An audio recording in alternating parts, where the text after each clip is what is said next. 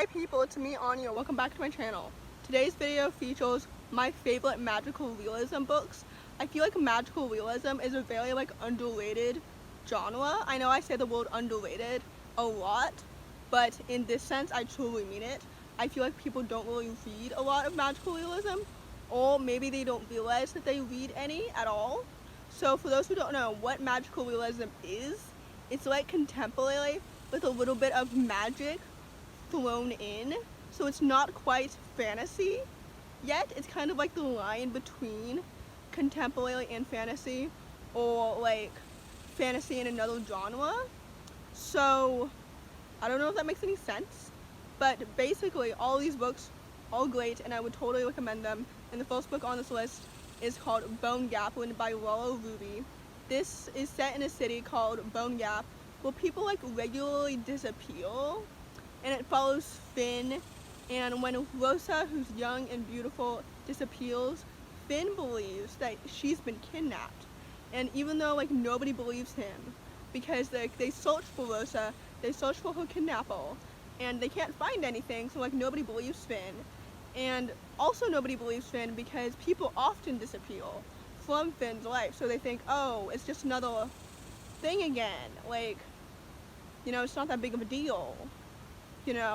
I really like this book. I think that Laura Ruby did a great job blending the magic and the mystery, and Finn was such a great character, so I love the characterization of this book.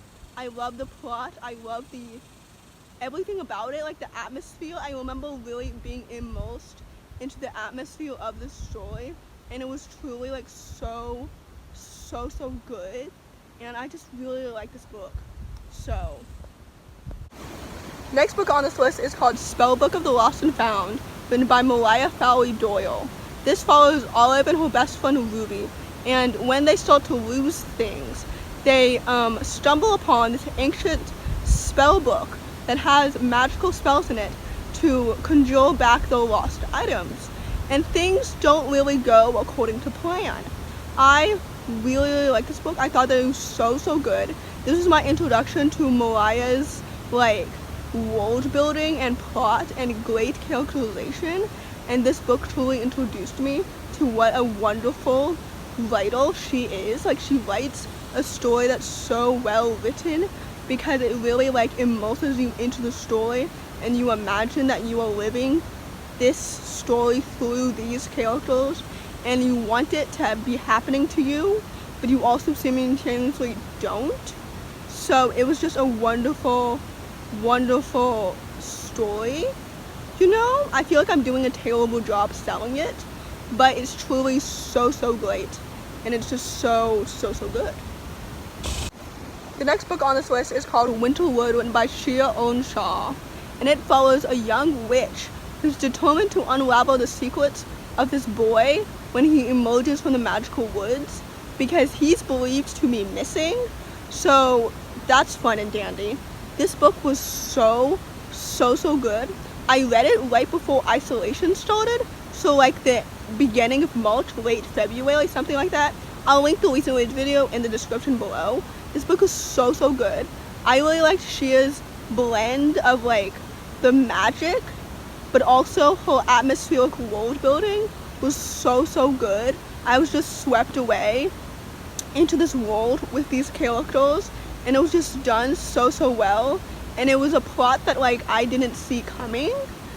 Sometimes when I read magical realism books, I feel like I can predict what's going to happen, and with this story I genuinely didn't, and it was just so good, and it was just so good. I really liked it. The next book on this list may blur the line between magical realism and fantasy, and it is The Kingdom of Back, written by Marie Lu. This book is so good. Marie Lu is one of my favorite authors because she just immerses people straight into the world of these characters, and the plot is just so intriguing.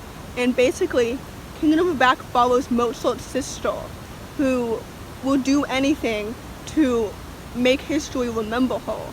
Because as Mozart's sister, not only is she living in Mozart's shadow, but she's also a woman in the 19th century, So like her brother's a musical prodigy and he's like way steps ahead of her. But in reality he's really not, because she's really talented too, but people will refuse to see that because they'll just dismiss her because she's a woman. Anyway, this book is so good. Maria Anna Mozart is such a wonderful character and such a wonderful person too. Like she is so cool, and I love that Marie Wu like took into context her historical research, and that was just so cool. And yes, Maria Anna Mozart was an actual person. A lot of people don't know that Mozart actually had a sister. So anyway, this book is so good. It was absolutely wonderful, and I truly recommend it if you're looking for a solid historical magical realism standalone. The next book on this list is called The Astonishing Color of Afro, written by Emily X. Alpan, and this follows Lee, who travels to Taiwan to visit her maternal grandparents, and her mom recently died by suicide, and she truly believes that her mom turned into a bird. I really like this story. I'm currently rereading it, and it is so good. I'm just remembering how much I truly enjoyed it the first time. Lee is such a wonderful, lovely character. The plot picks up right away, and the world building is just done so well. And I love the Taiwanese culture that's featured in this book. I'm a little bit biased being half Asian, but I love it when Asian culture is interwoven into the story, and it's done like so effortlessly. And this book is just so good, and I really liked it. And yeah, it's just so good. I mentioned it recently in my last recommended reads video, but that's just to say this book is just so good, and you guys should definitely check it out. The last book on this list is called Summer of Salt, written by Katrina Leno. This is a wonderful, exquisite, effortless book, and it was just so incredible. It's truly one of my favorite books of 2020 thus far, and you guys know that says a lot considering how many books I have read in 2020, or just in a year in general. So this follows Georgina, who's anxiously waiting for her magic to come, because in her family magic has been passed down through every woman in her family, and with her 18th birthday looming, she's afraid that it will never come, especially since her twin sister has the ability to defy gravity. And so Georgina is just anxiously waiting, and I really love this book. If you didn't know, it is so good. Georgina is such a wonderful character. She's also a lesbian, so there is a nice sapphic romance in this story too. If you're looking for a nice sapphic book, this book is so good. It truly deserves all of its hype and so much more, because it's so good. There is a trigger warning for sexual assault, so please be wary of that. Do not read this book if that is triggering toward you. And yeah, other than that, this book is so incredible.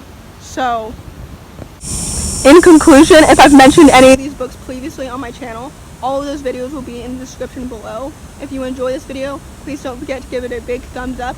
Comment down below your favorite magical realism books. If you liked any of these books, then tell me your thoughts on them, and subscribe if you're new, and thanks for watching. Bye!